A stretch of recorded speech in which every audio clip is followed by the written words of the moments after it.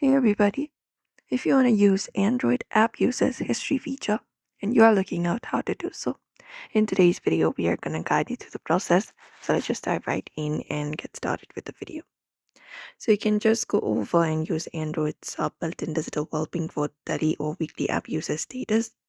So for that you can just go over and see even recently used apps in a carousel. For that, you can just swipe up and look out for your recently used apps, or you can quickly switch or close apps. Swiping them away removes them from the list.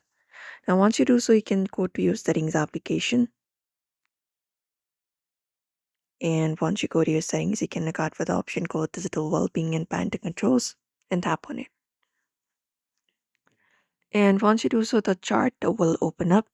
So you can just go over and look out for the chart right here, and you can tap on the chart to see out the app uses time notifications and all um, s- things. If you want to look out for notifications, tap on view all and view the notifications here.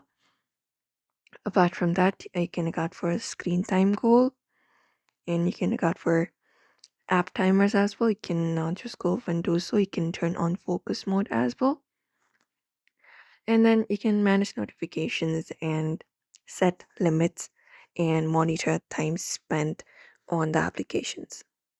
Apart from that, you can use your Google activity as well. For that, you need to open up your settings and go to Google. And once you head over to Google services, look out for manage Google account. And within there, look out for data and privacy and tap on it. And find the option for my activity.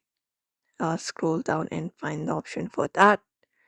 And look out for your activity and view a comprehensive timeline of your Google searches, app activity, location, and more organized day by day. And that's it. That is it, everybody. You may follow up this process to use Android app users history. So we hope this video was helpful. Give it a thumbs up and subscribe for more tips and tutorials.